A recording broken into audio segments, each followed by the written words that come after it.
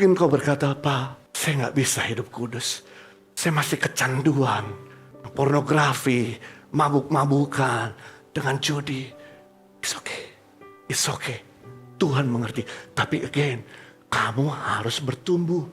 Jangan tinggal di tempat yang sama. Belajar seperti Petrus untuk growing. Ada kasih karunia Tuhan yang akan memampukan kamu. Belajar dari kesalahan supaya kamu tidak jatuh di lubang yang sama. Ingat, binatang yang paling bodoh dianggap manusia adalah keledai. Tapi ketahuilah, keledai walaupun bodoh, setiap kali ketemu lubang dia pasti jatuh. Tapi yang menarik daripada keledai, kalau dia udah jatuh di lubang yang sama, dia tidak akan pernah jatuh kali kedua di lubang yang sama. Jadi harusnya kamu bisa bertumbuh dan tidak jatuh lagi dan lubang yang sama karena kamu belajar dari kesalahan.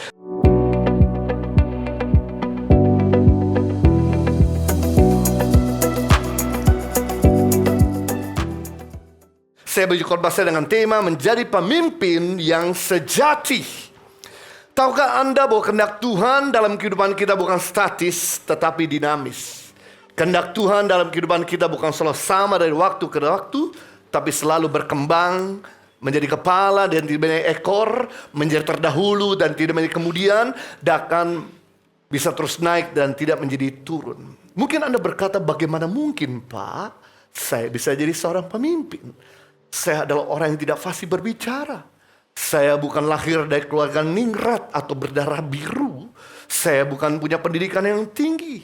Dan saya tidak punya pengalaman untuk memimpin. Saya beritahu sama saudara bahwa selama sudah melakukan firman Tuhan, maka Tuhan berjanji akan mengangkat kamu jadi kepala dan tidak menjadi ekor, menjadi terdahulu dan tidak menjadi kemudian. Ulangan pasal 28 ayat 13, Tuhan akan mengangkat engkau menjadi kepala dan bukan menjadi ekor. Engkau akan tetap naik dan bukan turun apabila engkau mendengarkan perkataan Tuhan Allahmu yang kusampaikan hari ini dan melakukan dengan setia segala perintahnya. Jadi tugas Tuhan yang memampukan kamu jadi pemimpin. Tugas Tuhan yang mengangkat kamu untuk menjadi kepala. Tapi tugas kita setia mendengarkan firman dan setia melakukan firman. Selama kita setia melakukan firman, selama kita setia mendengarkan firman, Tuhan yang akan mempromosikan. Karena promosi bukan datang dari utara, selatan, timur, dan barat, tapi promosi datang dari Tuhan. Namun sebaliknya, ketika Anda tidak setia mendengarkan Tuhan Allahmu, ketika Anda tidak setia melakukan firman Tuhan, maka Tuhan yang akan menurunkan kamu menjadi ekor. Tuhan sendiri akan membuat kamu menjadi kemudian dan bukan menjadi terdahulu. Nah, mari kita lihat, saudaraku, apa arti kepemimpinan. Pemimpin artinya adalah kemampuan seseorang untuk mempengaruhi, memotivasi, membimbing orang untuk mencapai tujuan bersama. Jadi leadership is about people. Leadership is about influence people to live a better life. Kepemimpinan mempengaruhi orang lain untuk hidup lebih baik. Mungkin Anda berkata, bagaimana mungkin saya bisa jadi pemimpin? Saya beritahu, Anda yang perempuan suatu kali Anda akan jadi ibu. Anda yang laki-laki suatu kali Anda akan jadi ayah. Anda seorang karyawan suatu kali sudah akan jadi pemimpin. Namun masalahnya, Tuhan pasti akan mengangkat kita. Tapi apakah kita bisa jadi pemimpin yang berkualitas atau tidak? Tuhan pasti akan mempromosikan kita. Namun masalahnya, apakah kita bisa tetap jadi pemimpin yang menginspirasi atau jadi pemimpin yang justru menjadi batu sandungan? 2 minggu yang lalu saya bicara tentang pemimpin dan kejatuhannya. Dan hari ini kita akan belajar bagaimana untuk jadi pemimpin yang sejati. Mari kita belajar yang pertama, untuk jadi seorang pemimpin yang sejati, wajib memiliki hubungan yang intim dengan Tuhan. Pemimpin yang intim dengan Tuhan adalah pemimpin yang berhasil. Sedangkan pemimpin yang tidak intim dengan Tuhan adalah pemimpin yang sulit berhasil. Sekali lagi saya ulangi, pemimpin yang intim dengan Tuhan adalah pemimpin yang pasti, bukan semoga artinya semua mogok dan gagal, pasti berhasil. Tapi pemimpin yang tidak intim sama Tuhan adalah pemimpin yang sulit berhasil. Karena Tuhan yang mengangkat. Maka Tuhan mau untuk kita melakukan rencananya. Karena Tuhan yang mempromosikan, karena Tuhan yang appointed, karena Tuhan yang menunjuk, karena Tuhan yang ada ordain kamu, maka Tuhan mau untuk kamu melakukan perintahnya untuk menggenapi rencana Tuhan. Sebetulnya menjalankan hidup ini gak sulit. Menjalankan kepemimpinan tidak sulit sama sekali, Bapak Ibu Saudara. Selama sudah melakukan kehendak Tuhan, selama sudah mau mengikuti apa yang Tuhan katakan dalam hidup kita. Kenapa kita mengalami kesulitan dalam kepemimpinan? Kenapa kita mengalami kesulitan dalam kehidupan? Karena kita memaksakan kehendak kita. Kita memakai kekuatan kita dan tidak menggunakan kekuatan Tuhan.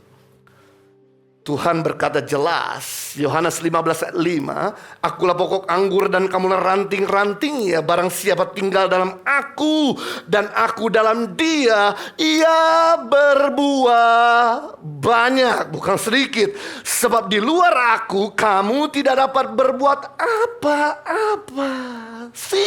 Jelas sekali Tuhan Yesus mengatakan waktu kita tinggal dalam Tuhan dan Tuhan tinggal dalam diri kita, pasti kita berbuah, pasti kita akan berpengaruh, pasti kita bisa diberdaya, pasti kita akan berhasil. Tapi begitu kita hidup di luar Tuhan, maka kita gak bisa berbuat apa-apa. Tuhan memberikan sebuah analogi yang menarik. Bahwa dialah pokok. Pokok bicara sumber. Sumber visi, sumber kehidupan, sumber kreativitas, sumber ide, sumber otoritas, sumber kasih yang tidak terbatas. Sedangkan ranting artinya yaitu penyalur dari sumber. Ranting memiliki kehidupan yang hanya dari pokoknya, bergantung total dengan pokoknya untuk nutrisi pertumbuhan buahnya. Jadi pemimpin artinya adalah penyalur visi dari Tuhan. Pemimpin adalah penyambung lidah Tuhan. Pemimpin adalah penyambung yaitu visi dan otoritas dari Tuhan. Jadi kalau pemimpin tidak terkonek sama sumber, maka dia akan kehabisan ide, dia akan kehabisan wibawa, dia akan mengalami kering dan dry. Sebagai contoh Bapak Ibu, bahwa pohon ini kelihatan berbuah lebat, berbunga, dan berdaun. Memang yang didekati makhluk hidup dan didekati oleh burung-burung ataupun hewan-hewan dan manusia adalah ranting. Karena ranting berkarisma. Ada buah, ada bunga, ada daun. Beda sama pokok yang tidak kelihatan buah, tidak kelihatan daun, dan tidak kelihatan bunga. Tapi jangan pernah berpikir, saya gak butuh lagi pokok, saya mau terpisah dari sumber. Apa yang terjadi begitu ranting ini dipisahkan dari pokok, maka cepat atau lambat buah, bunga, dan dayu segera layu. Cepat atau lambat maka ranting tersebut akan kering dan siap dibuang ke dalam api pembakaran. Sama dengan hidup ini. Hidup ini kita berkarisma. Hidup ini kita bisa sampai ke titik saat ini semua karena ada sumber hikmat, ada sumber kasih, ada sumber ide yang mengalir melalui hidup kita. Begitu kita merasa bahwa kita gak butuh lagi Tuhan, kita gak lagi bergantung sepenuhnya sama Tuhan, sebentar lagi kamu akan berhenti berbuah, berdaun, dan berbunga. Sadarilah ada begitu banyak persoalan yang tidak bisa diselesaikan secara hikmat manusia, butuh hikmat Tuhan. Sadarilah ada begitu banyak sakit penyakit yang gak bisa diselesaikan dengan medis, butuh kuasa Tuhan. Itu sebabnya pemimpin yang tersambung, terkonek sama Tuhan adalah pemimpin yang selalu bisa menyelesaikan semua persoalan dan segala sakit penyakit. Saudara tahu kata intimacy artinya adalah tinggal, atau dalam bahasa Inggris abide, dalam bahasa Yunani meno, yang artinya tertanam, bertahan, diam, Tetap berada, bukan berkunjung sekali-kali, tapi residen permanen. Bukan doa di pagi hari lalu kemudian sepanjang hari sibuk sendirian. Tapi selalu menyadari betapa pentingnya Tuhan dalam hidup saya. Betapa pentingnya saya berdoa, betapa pentingnya saya butuh kekuatan Tuhan, betapa pentingnya saya butuh firman Tuhan, betapa pentingnya saya butuh hadirat Tuhan. Makanya saudaraku, kenapa Yesus yang adalah sumber, dia memberi teladan kepada kita tetap terhubung dengan Bapaknya. Makanya Yesus, dialah seorang pemimpin yang gak pernah gagal. Pengajarannya selalu baru, tidak basi. Bahkan waktu dia berdoa buat orang sakit, kreatif banget. Waktu dia berdoa buat orang yang buta, ada yang dikatakan, ada yang tumbang tangan, bahkan ada yang diludahi ke tanah dan kemudian tanahnya diambil dan dimasukkan dalam lubang mata. Wow, Yesus menyembuhkan aja berbeda cara. Yesus kalau khotbah nggak pernah sama, selalu baru. Why? Karena terhubung. Mungkin Anda berkata, Yesus cuma berdoa di pagi hari. Siapa bilang? Mari kita lihat saat teduh Tuhan Yesus. Markus 1:35, pagi-pagi benar waktu hari masih gelap, Yesus bangun dan pergi keluar. Ia pergi ke tempat sunyi dan berdoa di sana. Beda sama kita. Pagi-pagi benar, waktu hari masih gelap, saya bangun dan tidur kembali. Tapi beda sama Yesus. Pagi-pagi benar, waktu hari masih gelap, Yesus bangun dan pergi keluar. Kenapa pergi keluar? Karena terganggu. 12 murid-muridnya tidur selalu ngorok. Makanya dia putuskan keluar untuk berdoa di tempat yang sunyi, terhubung. Berikutnya Lukas pasal 4 ayat 42. Ketika hari siang, Yesus berangkat dan pergi ke suatu tempat yang sunyi untuk berdoa di sana. Matius 14 ayat 23. Dan setelah orang banyak disuruhnya pulang, Yesus naik ke bukit untuk berdoa seorang diri. Dan ketika hari sudah malam, dia sendiri di situ. Wow. Yesus saja menyadari betapa pentingnya terhubung dengan Tuhan. Kemarin ada seseorang yang memberi istri saya iPad. Karena iPad-nya Wi-Fi-nya tidak lagi bisa berfungsi.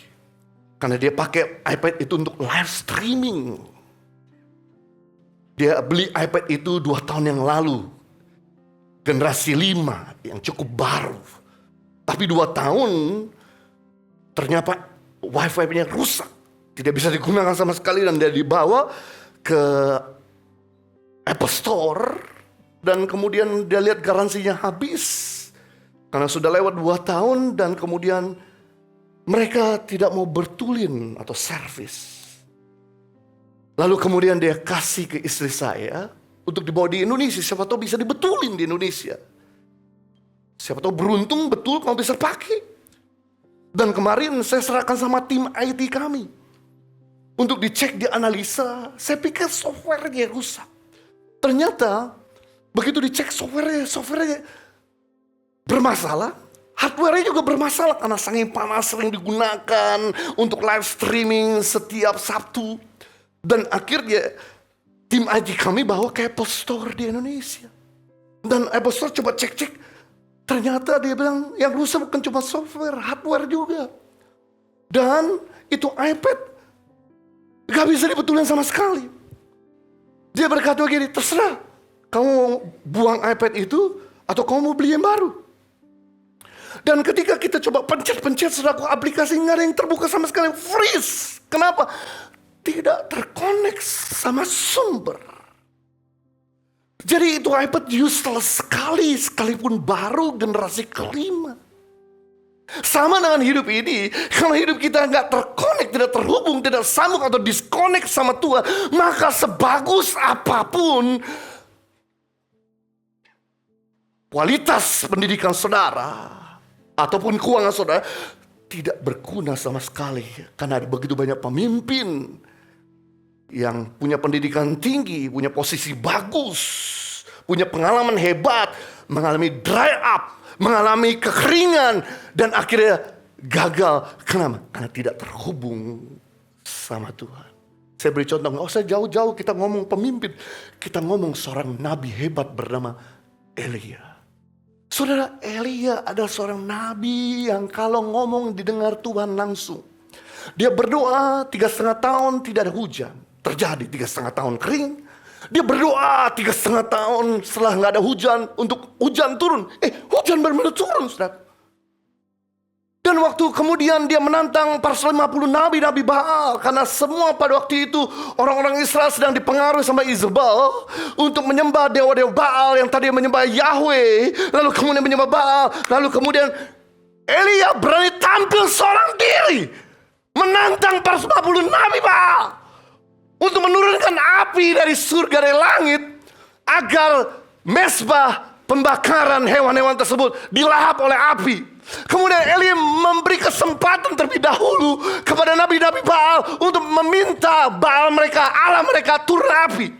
Dan apa yang terjadi, mereka mulai meminta dan berdoa sampai tengah hari. Lalu kemudian mereka menoreh-noreh badan mereka dengan pisau sampai darah bercucuran.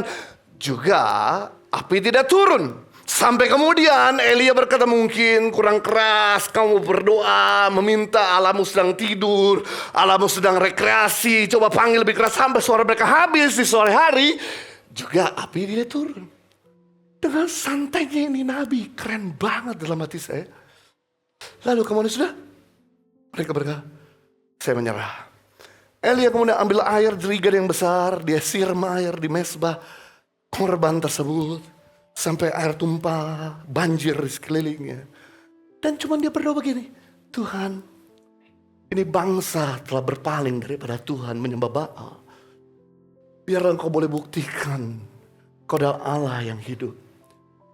Turunkan api dari surga. Itu api, saudaraku, langsung detik itu turun. Pus, melahap, menjilat korban yang ada di atas mezbah. Kemudian Elia saat itu juga berkata kepada semua orang-orang Israel, tangkap semua nabi-nabi Baal, sembelih mereka. Mereka bunuh saudaraku 450 nabi-nabi Baal. Elia seorang diri.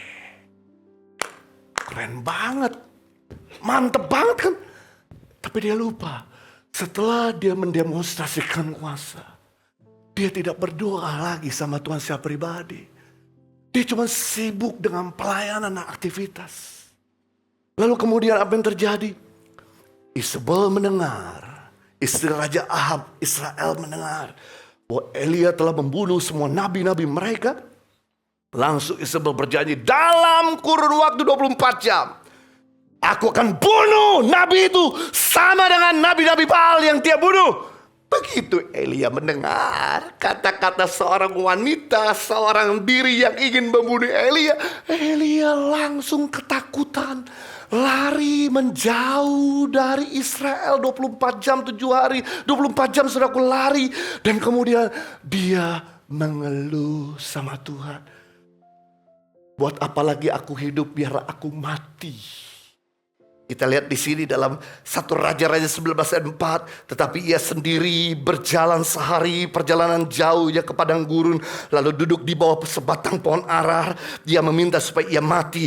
Katanya, cukuplah itu. Sekarang ya Tuhan, ambillah nyawaku. Sebab aku ini tidak lebih baik daripada nenek moyangku. Bayangkan seorang nabi yang begitu dekat sama Tuhan. Karena aktivitasnya yang terlalu tinggi dan terlalu sibuk, lupa punya hubungan sama Tuhan, akhirnya ingin mati. Why? Karena tidak terhubung sama kekuatan ilahi. Hanya cuma intimidasi seorang wanita membuat nabi ini yang tadi dia berani mengalahkan pas 50 nabi Baal ketakutan dan menyerah, ingin mati. Saya beritahu, jangan pernah kali-kali kau ingin mati, Tuhan sambut. Baik, kalau memang kau ingin mati, tugasmu sebelum kau mati, urapi 3 orang. Yang pertama, Hazael menjadi raja atas Aram atau Syria. Urapi Yehu cucu Nimsi sebagai raja atas Israel. Dan Elisa bin Sarfat kau urapi sebagai nabi menggantikan kamu. Jangan pernah kau ingin mati, karena waktu kau ingin mati Tuhan sambut dengan sukacita. Selesai karya Elia, Waktu kamu mengalami kekeringan, pasti kamu gak akan bisa kuat dalam menjalankan hidup ini. Hidup ini bisa kuat, kenapa? Karena terhubung dengan sumber. Yang kedua, untuk menjadi seorang pemimpin yang sejati, memiliki karakter yang kuat. Karakter guys lebih penting daripada karisma. Karena karisma menghantar kita ke puncak. Sedangkan karakter mempertahankan kita ada di puncak. Buat apa kita cepat naik, lalu cepat turun? Lebih baik kita pelan-pelan naik, tapi terus bertahan. Daripada cepat naik, lalu cepat turun. Karya-karya hebatmu, kalau nggak disertai sama karakter, sama seperti bom waktu. Tinggal tunggu tanggal jatuhnya kamu. Tahukah saudara, jatuh itu sakit? Sakit. Makanya penting untuk membangun dasar yang kuat. Bukan ambisimu, bukan prestasimu, tapi karaktermu. Integritas harusnya lebih utama daripada popularitas. Kesalehan pribadi harusnya lebih krusial daripada kesuksesan pelayanan. Kenapa saudaraku? Karena penelitian menunjukkan bahwa 65% kegagalan kepemimpinan disebabkan masalah karakter dan bukan masalah kompetensi. Yang selalu berhubungan dengan perselingkuhan, korupsi, dan kemarahan atau semua isu karakter. 50% lebih pemimpin jatuh di dunia ini bukan karena kompetensi. 50% pemimpin orang tua jatuh karena masalah karakter. Makanya hati-hati waktu kamu mau menikah. Hati-hati waktu kamu punya anak. Karena kepemimpinan akan menentukan pengaruh orang-orang yang dipimpin. The speed of the team determine the speed of the leader. Kecepatan tim ditentukan dari kecepatan pemimpin. Kalau pemimpinnya kreatif, timnya kreatif. Kalau pemimpinnya tumpul, timnya tumpul. Kalau pemimpinnya itu kudus, timnya kudus. Tapi kalau pemimpinnya atau orang tuanya najis, anak-anaknya ikut jadi najis. Makanya hati-hati waktu kamu memilih jadi pemimpin. Waktu kamu jadi orang tua, pastikan kau berhenti nonton film porno. Kau pastikan berhenti untuk punya pemikiran yang cabul, yang sia-sia. Karena itu kan mempengaruhi orang-orang yang ada di sekeliling kamu. Makanya pemimpin harusnya fokus kepada buah roh dan bukan buah kedagingan. Apa itu buah roh? Galatia 5:22-23. Tetapi buah roh ialah kasih, sukacita, damai sejahtera, kesabaran, kemurahan, kebaikan, kesetiaan, kelemah lembutan, penguasaan diri. Tidak ada hukum yang menentang hal-hal itu. Berarti tidak ada hukum negara, tidak ada hukum institusi, tidak ada hukum agama yang menentang tentang buah roh. Mereka semua setuju bahwa setiap manusia wajib punya 9 karakter buah roh ini. Tahukah saudara, ketika Anda punya 9 karakter buah roh ini, maka itu akan memberkati Tuhan, orang lain, dan dirimu sendiri. Karena 9 karakter buah roh ini dibagi 3 klaster.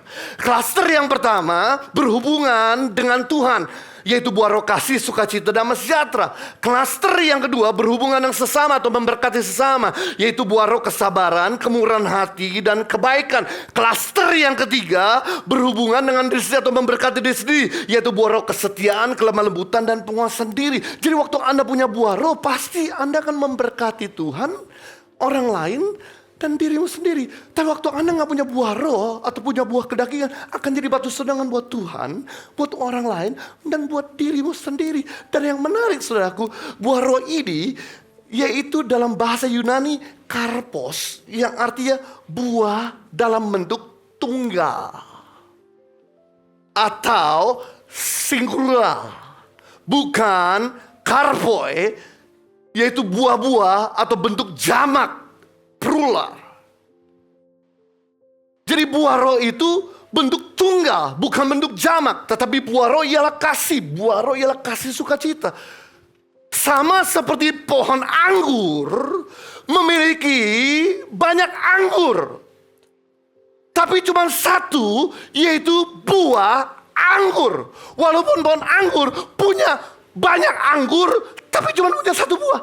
Buah anggur. Tidak ada satu pohon anggur yang menghasilkan buah anggur, buah apel, buah pir, buah banana, ataupun buah mangga. Demikian hal yang sama, berarti waktu Anda punya kasih, secara otomatis Anda punya sukacita. Waktu Anda punya sukacita, secara otomatis Anda punya damai sejahtera. Waktu Anda punya damai sejahtera, secara otomatis Anda punya kesabaran. Ketika Anda punya kesabaran, secara otomatis Anda akan punya kemurahan hati. Ketika Anda punya kemurahan hati, secara otomatis Anda punya kebaikan. Ketika Anda punya kebaikan, secara otomatis Anda punya kesetiaan. Ketika Anda punya kesetiaan, secara otomatis Anda punya kelemah lembutan. Ketika Anda punya kelemah lembutan, secara otomatis Anda punya penguasaan diri. Karena buah roh itu satu paket dengan 9 buah roh. Jadi nggak mungkin Anda punya kasih, tapi Anda masih nggak sabaran. Jadi nggak mungkin Anda punya kebaikan, tapi Anda tidak lemah lembut. Jadi nggak mungkin Anda punya kesetiaan, tapi tidak bisa menguasai diri. Ironis ya, banyak orang Kristen kalau di mimbar itu, wow, lemah lembut. Begitu turun dari mimbar, kasar minta ampun. Begitu banyak orang Kristen, begitu di gereja, sukacita, senyum lebar, damai sejahtera, ke parkiran, marah-marahin orang. Ada begitu banyak orang Kristen, wow, pelayanan, murah hati, tapi di rumah kikirnya luar biasa. Memberi perpuluhan, memberi persembahan, memberi waktu, memberi tenaga, tapi di rumah ada keluargamu butuhkan pertolongan, pura-pura nggak tahu, nggak pernah ditolong, jadi batu sandungan. Saya beritahu sama saudara, buah roh itu bentuknya memang single. Tapi tahukah buah kedagingan itu bentuknya jamak. Plural. Terpisah-pisah.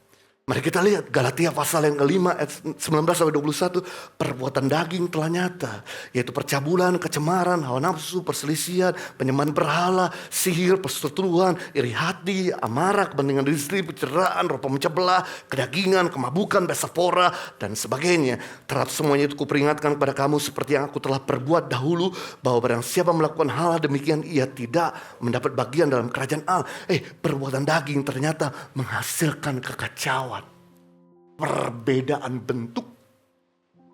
Artinya begini, kadang baik, kadang jahat. Itu perbuatan daging. Kadang murah hati, kadang kikir. Itu perbuatan daging. Kadang setia, kadang tidak setia. Kadang kudus, kadang najis. Kadang on fire, kadang malas-malasan. Kadang kasih, kadang kepahitan. Kadang kelemah lembutan, kadang kasar. Kadang sukacita, kadang-kadang bersungut-sungut menggerutu. Kadang sabar, kadang gak sabaran.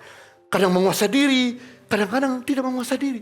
Itu buah kedagingan. Karena buah kedagingan itu bisa berubah-berubah bentuk. Beda sama buah roh. Waktu kamu punya buah roh, pasti secara otomatis kamu punya kesembilannya. Mungkin kamu berkata, Pak, aduh sulit banget ya. Gue bisa punya kasih, gue bisa punya kesabaran, gue bisa punya kelemah lembutan. Sulit parah saya. Saya beritahu sama saudara, kabar baik. Pohon apel tidak usah berusaha keras untuk menghasilkan buah apel. Pohon apel secara alami akan menghasilkan buah apel. Selama ia nempel sama pokok, maka pohon apel itu secara otomatis menghasilkan buah apel. Sama halnya dengan hidup ini. Sebetulnya untuk punya kasih, damai sejahtera, kesabaran, kebaikan, kelemah lembutan, easy, kecil sekali. Selama kamu nempel sama sumber, selama kamu melakukan firman, selama kamu mau dibentuk, selama kamu akrab sama Tuhan, secara otomatis, maka gak usah kamu minta-minta, gak usah kamu berusaha keras, akan otomatis keluar kasih, kelemah lembutan, kesabaran, damai sejahtera, kesetiaan, dan lain sebagainya. Itu sebabnya tolong dianalisa dari mulai Januari sampai November ini. Apakah kasihmu bertambah-tambah atau berkurang-kurang? Apakah kebaikanmu bertambah-tambah atau berkurang-kurang? Apakah kesabaranmu dan penguasaan diri dan kesetiaanmu bertambah-tambah berkurang-kurang? Dan harusnya tiap kali kamu menyembah Tuhan, baca Alkitab, beribadah, kamu punya buah makin kental, makin terasa, makin nyata. Sungguh ironis, Anda rajin pergi ke gereja, Anda rajin berdoa, Anda rajin berpuasa, Anda rajin baca Alkitab, tapi karaktermu tidak menghasilkan buah roh, tapi buah kedagingan. Berarti ada something wrong dalam hubungan saudara sama Tuhan. Pemimpin yang sejati adalah pemimpin yang punya karakter ilahi. Yang ketiga, pemimpin yang sejati adalah pemimpin yang belajar dari kesalahan. Enggak ada seorang pun yang sempurna, guys. Hanya cuma Yesus yang sempurna. Enggak ada seorang pemimpin yang sempurna. Hanya cuma Yesus yang sempurna. Berarti gagal itu normal. Yang tidak normal tinggal dalam kegagalan. Kegagalan itu bukan akhir segalanya, guys. Kegagalan itu hanya keberhasilan yang tertunda. George Barna, peneliti dunia, dia punya universitas riset. Dia meneliti bahwa ternyata manusia kalau di rata-rata gagal setiap hari 14 kali. Berarti Anda gagal, Anda salah bicara, Anda salah mikir, Anda salah mengambil keputusan. Is normal. Tapi tinggal dalam kegagalan yang tidak normal. Tuhan menunjukkan kegagalanmu supaya kamu tuh gak arogan. Tuhan menunjukkan kegagalanmu supaya kamu itu menyadari bahwa kamu masih manusia yang perlu memperbaiki diri. Tuhan menunjukkan kegagalanmu supaya kamu tuh rendah hati. Tuhan menunjukkan kegagalan kepada kamu supaya kamu tergantung sepenuhnya kepada sumber. Siapa yang tidak pernah tahu yang namanya Thomas Alva Edison? Seorang yang dibuang dari sekolah SD sama kepala sekolahnya. Suatu kali orang tua yang dipanggil sama kepala sekolah dan berkata, "Ibu, gak salah ibu masukkan anak ibu di sekolah biasa. Anak ibu tuh Down syndrome. Masukin anak ibu di sekolah luar biasa." Dia dibuang, Bapak Ibu Saudara, di sekolah SD. Lalu mamanya, saudaraku, terima menampung anak ini. Tidak masukin di sekolah luar biasa. Tapi dia lakukan adalah, yaitu dia ajarin secara pribadi di rumah. Itulah muncul kata homeschooling pertama di dunia. Yaitu ibu dari Thomas Alva Edison mengajari anaknya di rumah.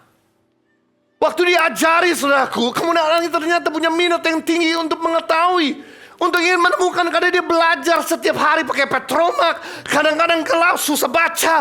Kadang-kadang saudaraku minyak habis. Dia ingin sekali menciptakan bola lampu. Dan waktu dia coba menciptakan bola lampu, pertama kali gagal, 2 kali gagal, 5 kali gagal, 100 kali gagal, 1000 kali gagal, 1200 kali gagal.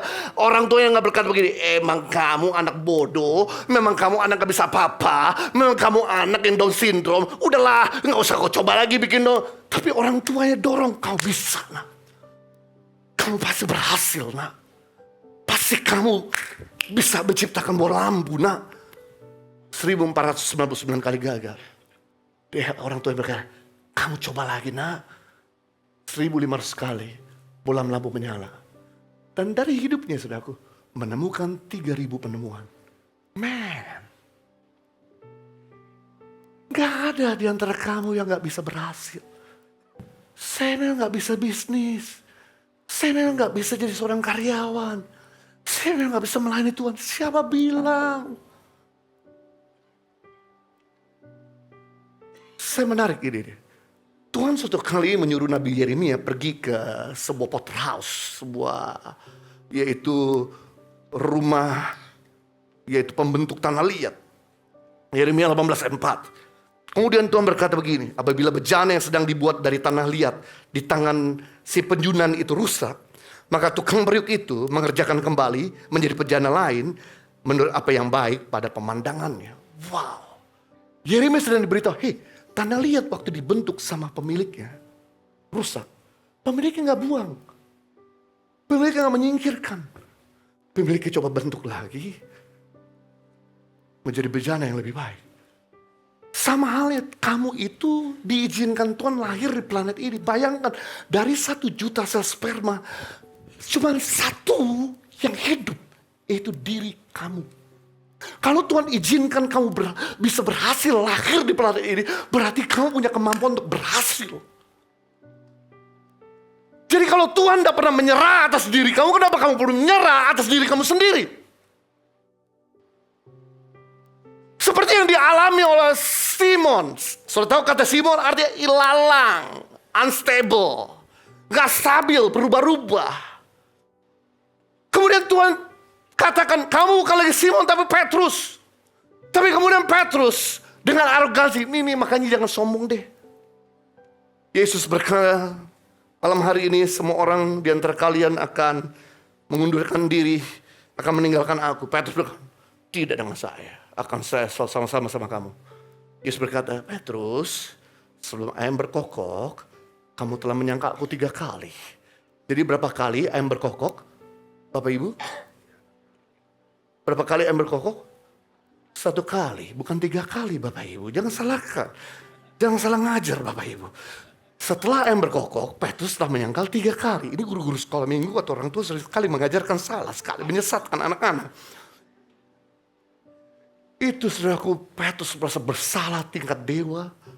Lalu kemudian dia meninggalkan Yerusalem, pergi kembali ke kampung halaman. Orang tuh kalau kehilangan visi, dia akan kembali lagi pada masa lalunya. Orang kalau jatuh dalam dosa, dia akan kembali lagi kepada masa lalunya. Dan kemudian dia menjadi pekerja seorang nelayan kembali. Yang menarik, Yesus setelah bangkit, dia menambahkan diri, dia jemput satu-satu, jemput bola satu-satu, mau memperlihatkan diri kepada murid-murid. Dan kemudian terakhir, dia datengin dari Yerusalem ke Galilea, perjalanan kira-kira beberapa jam, saudaraku. Ketemu dengan Petrus, dan kemudian panggil Petrus. Dan Yesus berkata 3 kali.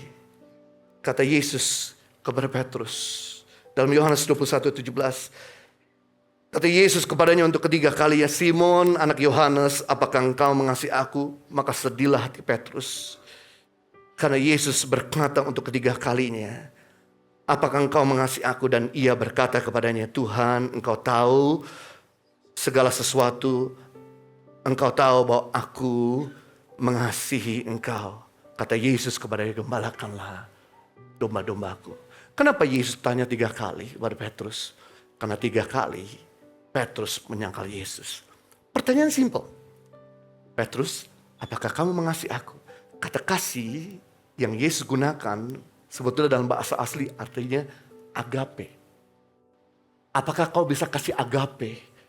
Kasih sempurna, kasih sampai mati buat aku. Kemudian Petrus menjawab setengah sedih, Tuhan, engkau tahu aku gak mampu memberikan agape kepada kamu. Aku cuma mampu memberikan filia, kasih persaudaraan. Kasih yang tidak mampu sampai mati untuk kamu. Tapi yang menarik, Yesus berkata, baik, gembalakan domba-dombaku. Yesus tanya kali kedua, apakah kamu bisa agape sama aku? Petrus berkata, kau tahu, aku gak mampu memberikan agape. Aku cuma mampu memberikan filia kepadamu. Yesus kemudian, oke, gembalakan domba-domba. Sampai 3 kali Yesus berkata, apakah kamu bisa agape? Makanya Petrus sedih, Petrus nangis. Karena dia menyadari bahwa aku gak mampu memberikan agape. Sekali lagi Petrus berkata, aku cuma mampu memberikan filia, kasih persaudaraan, kasih yang gak sampai mati buat kamu. Tapi saya salut sama Tuhan. Yesus berkata, it's okay, I can understand. Saya berikan ruangan buat kamu untuk bertumbuh. Oke, gembalakan domba-dombaku. Dan sudah tahu, karena Yesus memberikan kesempatan kepada Petrus dan tidak menghukum Petrus, tidak menghakimi Petrus, tidak menekan Petrus, dan memberikan ruangan untuk Petrus bertumbuh dari kasih filia kepada kasih agape. Ternyata terbukti ketika Petrus mati, dia memberikan kasih agape kepada Yesus sampai mati, disalib dan disalib terbalik. Sama hal, mungkin kau berkata, Pak, saya gak bisa hidup kudus. Saya masih kecanduan pornografi, mabuk-mabukan, dengan judi. It's okay. It's okay. Tuhan mengerti. Tapi again, kamu harus bertumbuh. Jangan tinggal di tempat yang sama. belajar seperti Petrus untuk growing. Ada kasih karunia Tuhan yang akan memampukan kamu.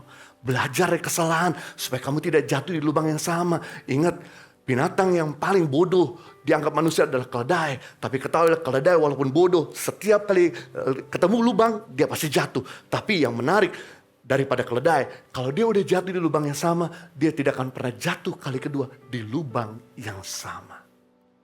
Jadi harusnya kamu bisa bertumbuh dan tidak jatuh lagi dan lubang yang sama karena kamu belajar dari kesalahan. Jadi kita belajar 3 hal menjadi seorang pemimpin yang sejati. Yang pertama, pemimpin memiliki hubungan intim dengan Tuhan. 2, pemimpin memiliki karakter yang kuat. Dan pemimpin belajar dari kesalahan. Mari kita berdoa. Bapa di surga, terima kasih untuk firman Tuhan yang hari ini telah kami pelajari. Tuhan tolong buat setiap kami menjadi seorang ibu, menjadi seorang ayah, menjadi seorang pemimpin, menjadi seorang yang jadi panutan, mempengaruhi, yang terhubung senantiasa dengan sumber. Sehingga kami bisa terus bertumbuh dan membuat orang-orang yang kami pimpin bertumbuh juga. Dan kami belajar untuk menjadi pemimpin yang berkarakter. Bukan cuma pemimpin yang mengejar karisma, tapi pemimpin yang mengutamakan 9 buah roh dan bukan buah kedagingan. Dan kami juga belajar untuk jadi pemimpin yang belajar dari kesalahan dan tidak mengulangi kesalahan yang sama, sehingga kami boleh terus bertumbuh di dalam kedewasaan dan juga di dalam kesempurnaan. Tuhan tolong untuk setiap kami tidak lagi jadi batu sandungan, tapi jadi berkat buat orang lain. Demi nama Yesus kita semua sudah diberkati, sama-sama katakan amin. Tuhan Yesus mengasihi saudara.